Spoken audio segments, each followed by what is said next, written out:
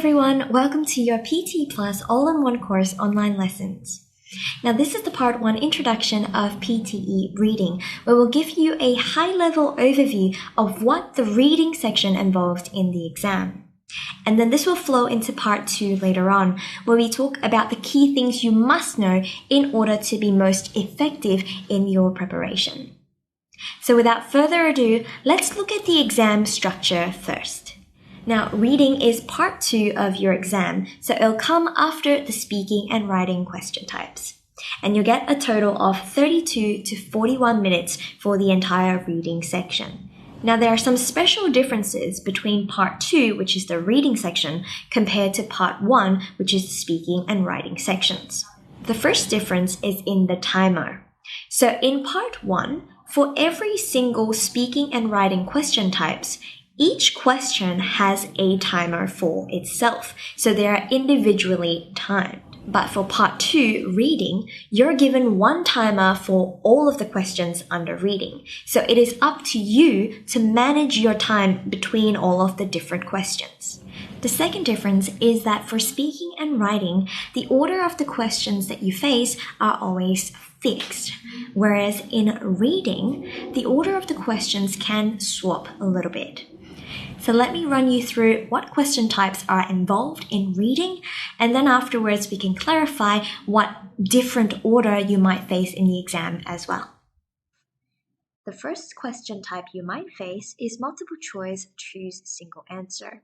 So you'll be given a text where you'll need to read that, and you'll be asked a question, and you'll be given some options where you select just one correct answer, and you'll have about 2 to 3 of these types of questions.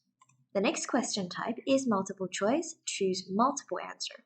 So this is relatively similar. You'll be given a text again, except this time there would be 2 to 3 correct answers for you to pick out. And you'll face again 2 to 3 of these types of choose multiple answer questions. The third question type is reorder paragraphs. So as you can see here, you'll have about 4 or 5 text boxes on the left, and what you'll need to do is drag them into the correct order on the right hand side. And you'll have about 2 to 3 of these types of questions. The fourth question type is reading fill in the blanks. So there will be a text with 4 to 6 blanks inside it, and you're given options at the bottom. So there are actually more options here than there are blanks. And basically you need to drag them into the blank. You can only use one option once. And there will be 4 to 5 of these types of reading fill in the blanks questions. And the fifth question type is reading and writing fill in the blanks. So there will be a text again with 4 to 6 blanks as well. However, this time, there will be a drop-down box with the options, and you will need to select the option that is most suitable for that blank. And there will be 5 to 6 of these types of questions. So those are the 5 reading question types. And now in the official exam, you could be doing them in this order, or it's also very possible for the orders to swap around and you could be doing them in a different sequence.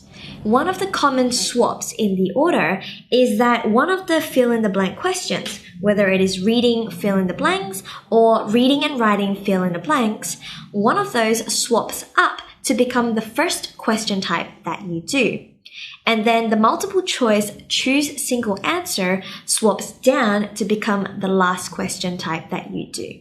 So that's also a very common ordering of question types that you could face in the exam. So keep in mind this unique part about the reading section of the exam, which is that the question types don't necessarily have a fixed order.